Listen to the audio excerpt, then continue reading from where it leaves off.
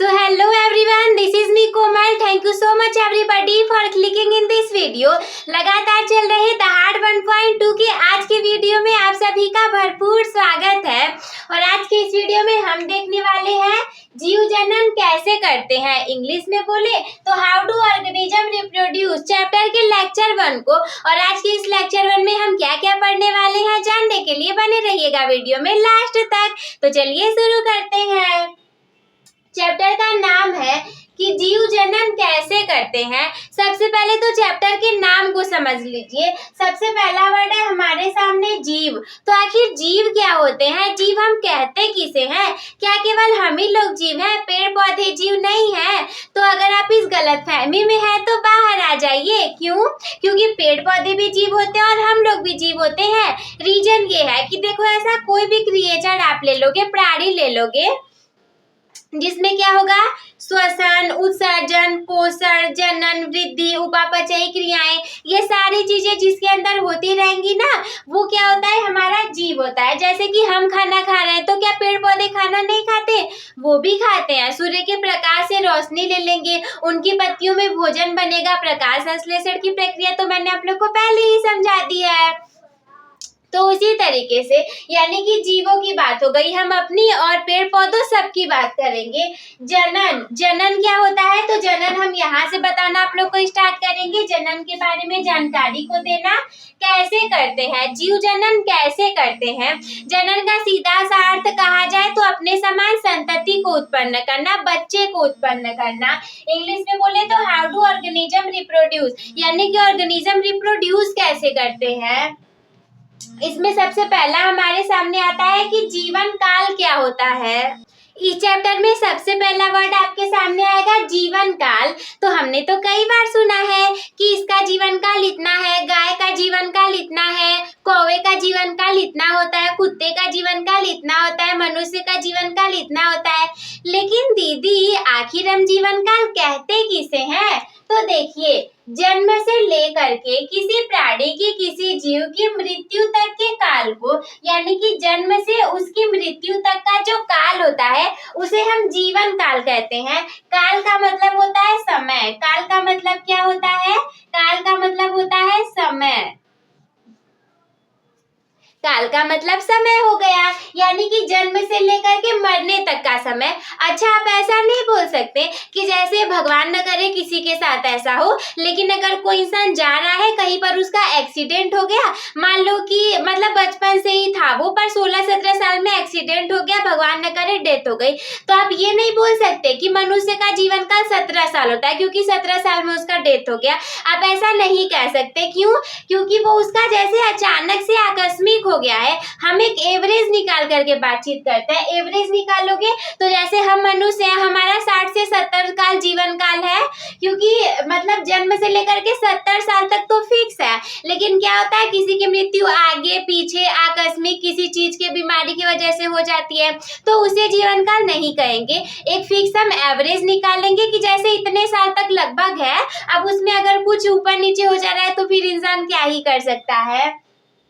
तो जीवन काल किसे कहेंगे? हम किसी जीव की जन्म से लेकर के उसकी मृत्यु तक के काल को हम जीवन काल कहते हैं। इसके बाद चैप्टर के नाम में जो था, मैंने आप लोग को बोला था कि अभी बता दूंगी कि हम जनन किसे कहते हैं। तो जनन हम कहेंगे किसे? अपने ही समान, यानी कि अपने ही समान दूसरे जीवों को जन्म देना। जनन हम किसे कहेंगे? अपने ही समान दूसरे जीवों को जन्म देना। ऐसा नहीं है कि वो बंदर है तो वो गाय को जन्म दे देगा, कौवा है तो सांप को जन्म दे देगा। ऐसा नहीं हो सकता, क्योंकि जनन प्रक्रिया के अंतर्गत क्या आता है, आप अपने ही समान दूसरे जीव को उत्पन्न करते हो तो वो जनन हो जाता है। जैसे मनुष्य मनुष्यों के बच्चे को ही पैदा करता है, कौवा कौवे को ही पैदा करेगा, गाय गाय को ही पैदा करेगी, बिल्ली बिल्ली को ही पैदा करेगी, कुत्ता कुत्ते को ही पैदा करेगा।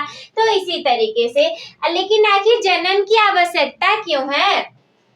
सबसे पहली बात, अच्छा मान लीजिए अगर कोई जनन की जरूरत ही नहीं होती, हम ये चैप्टर पढ़ते क्यों?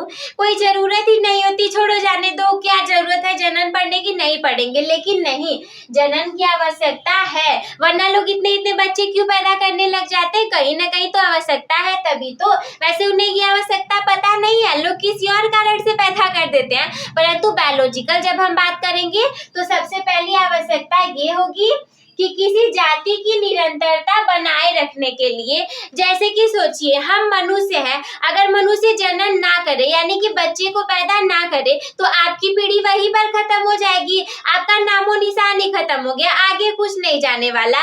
तो दैट इज वाई जनन की आवश्यकता पड़ जाती है। सोचिए जो पहले एकदम मनुष्य रहे होंगे, आज अगर इतनी बड़ी दुनिया बनी है तो कहीं ना कहीं लोग जनन करते हैं, बच्चे हैं, फिर मर जाएंगे, फिर बच्चे आएंगे, फिर मर जाएंगे, तो इसी तरीके से ना चल रही है।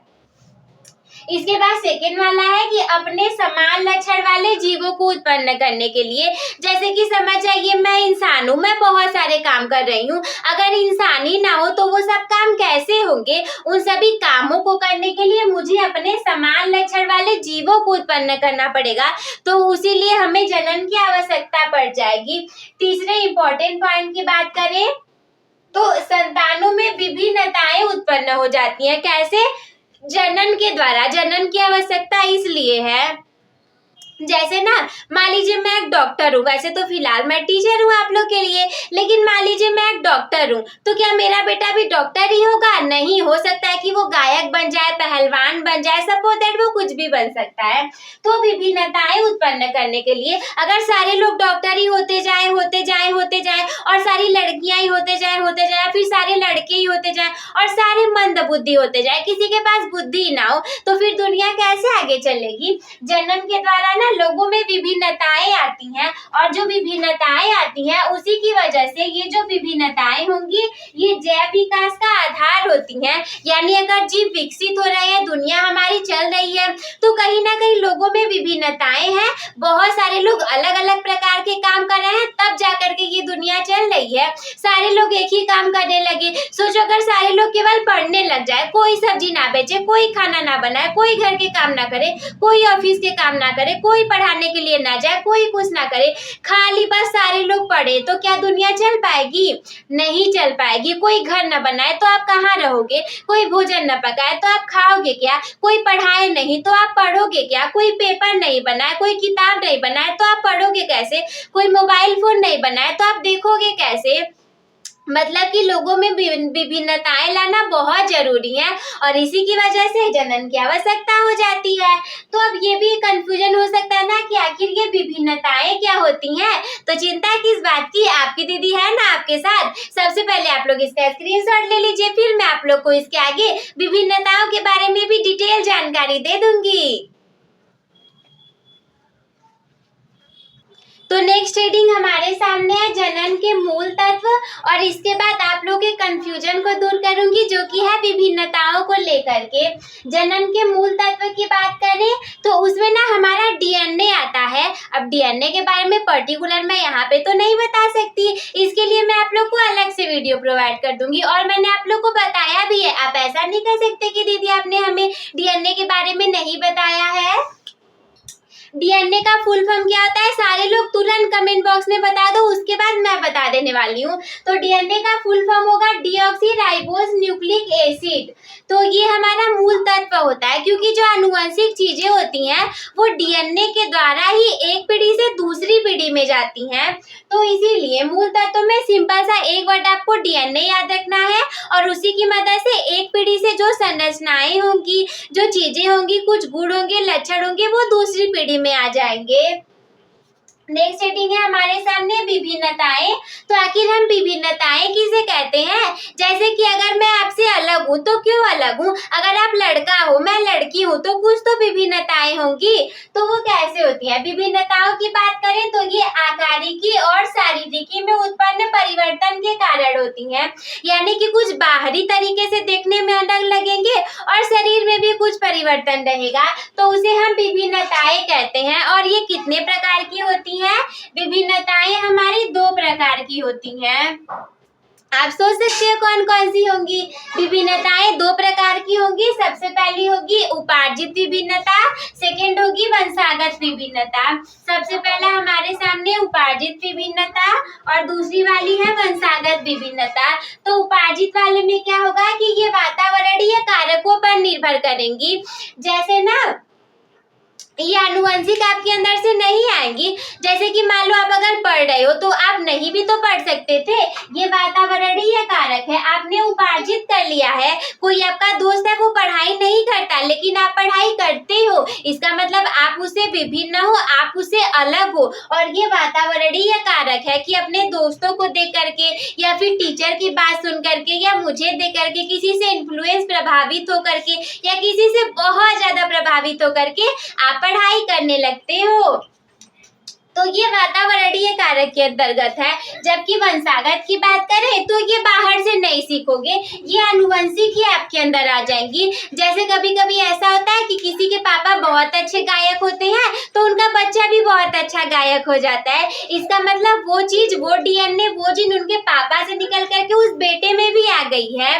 तो ये हमारी आनुवंशिक विभिन्नताओं में आएंगी। और उपार्जित के सेकेंड वाले की बात करें तो ये प्रकाश, ताप, जल इत्यादि चीजों के कारण हो जाता है। उपार्जित यानी कि बाहर से, अंदर से आनुवंशिक कुछ नहीं आएगा, बाहर से हो सकता है कि प्रकाश की वजह से, ताप की वजह से, जल की वजह से और भी कई सारे कारण हो सकते हैं। तो आदि के कारण हो सकता है कि इन सभी के कारण से कुछ अलग से विभिन्नता आ जाए। जैसे कि बहुत सारे जीव होते हैं जिनमें कि ताप की वजह से प्रजनन होगा। हो सकता है अगर इतने तापमान पे पैदा हुआ तो मेढक हो जाएगा और इतने कम तापमान पे जनन हुआ तो मेढकी मतलब मेढक का जो स्त्रीलिंग रहती है वो पैदा हो जाएगी। तो ऐसा हो जाता है। और इसके वंशागत के सेकेंड पॉइंट की बात करें तो ये डीएनए की संरचना में उत्पन्न परिवर्तन के कारण होगा, क्योंकि ये आनुवंशिक है। ये मम्मी पापा से हमारे अंदर आ रहा है तो हम इसे बाहर से तो लेंगे नहीं। ये जो हमारा डीएनए रहेगा, क्योंकि देखिए डीएनए जनन का मूल तत्व है, तो इसी वजह से डीएनए की संरचना में उत्पन्न परिवर्तन के कारण ही हम वंशागत विभिन्नताएं हमारे अंदर आ जाती हैं। तो आप लोग इसका स्क्रीनशॉट ले लीजिए, फिर मैं आप लोग को कुछ आगे बता देती हूँ।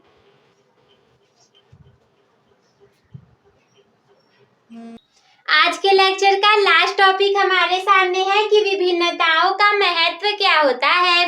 आखिर ये विभिन्नताएं जरूरी होंगी तभी तो पाई जाती हैं। तो इसका महत्व क्या है? सबसे पहली बात कि ये किसी जाति का अस्तित्व बनाए रखने में सहायक होता है। अगर सोचो एक पीढ़ी से दूसरी पीढ़ी ही ना आए तो किसी जाति का अस्तित्व कैसे बनेगा? और अगर विभिन्नताएं ही ना आए, सारे लोग एक जैसे ही रहें, तो फिर दुनिया आगे कैसे चलेगी? सेकेंड पॉइंट कि ये नए लक्षणों का विकास करता है। सारे लोग एक जैसे नहीं होते, सब अलग अलग होंगे और विभिन्नताओं के कारण ही हम एक दूसरे से अलग रहेंगे और ये नए लक्षणों का विकास करेगी। जैव विकास में सहायक होगी। विभिन्नताओं के द्वारा ही सारी चीजें आगे जाती रहती हैं, नई नई चीजें उत्पन्न होंगी, नई नई चीजें क्रिएट होंगी और तब जाकर के जैव विकास संभव हो पाएगा। तो आप लोग इसका स्क्रीनशॉट ले लीजिए।